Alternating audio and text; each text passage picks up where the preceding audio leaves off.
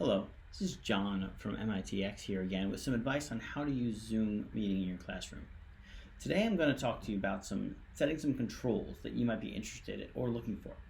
The first control that I want to show you is the waiting room. Right? When you're hosting a meeting, some people may need to be let in from the waiting room.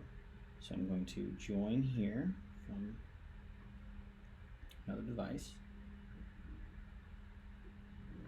And you'll see popped up, you can request for setting someone to the waiting room. You can either admit them from here, or you can see the waiting room, which is also the same as the participants tab. And you can see here that I can remove or admit the guest.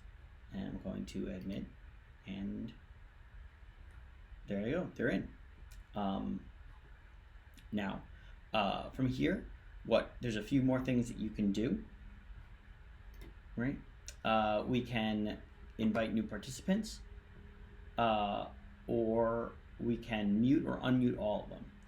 To mute and unmute each individually, we can select on here, right?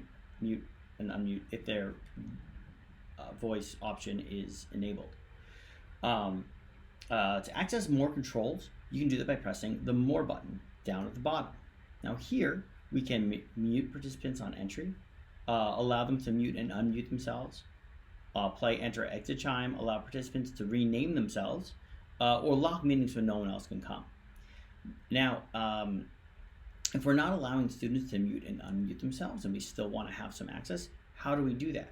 The way we do that is by the students themselves are going to be able to raise their hand. And once they raise their hand, we can then mute them or lower their hand.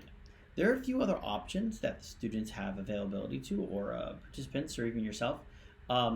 Click down here on the More tab. You can use the thumbs up or thumbs down to approve or disapprove of the statement, clap to applaud. This coffee here is suggesting that you are requesting a break, or you can set you're here to be away so that no one is trying to disturb you. Now, there's another option here is in the chat room, right? Now, if you click on the chat, we can see this chat area will open. Now, we can have a few things we can do as set as host. This is a valuable tool that we can send messages directly, send links, or even attach a file or two. Now, once again, there are some options that we can have to control the use of the chat room in the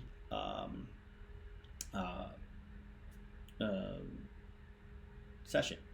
We can have everyone can speak to the public or privately, sending direct messages to one another. Everyone can talk, but only in the one forum, in the one public area, so no one can send messages back and forth to each other.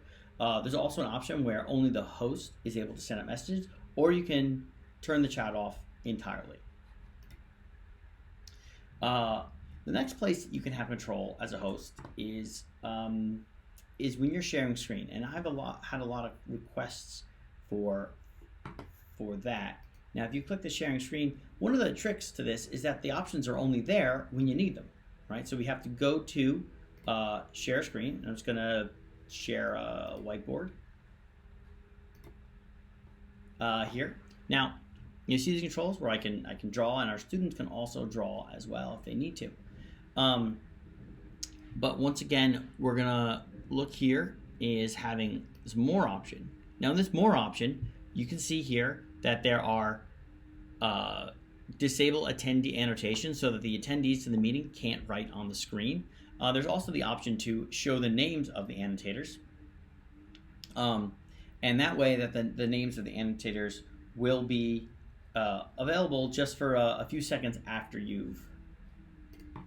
after they've put their marks on the table, so you know who's writing what and keep track of what comments or what annotations are coming from which attendants.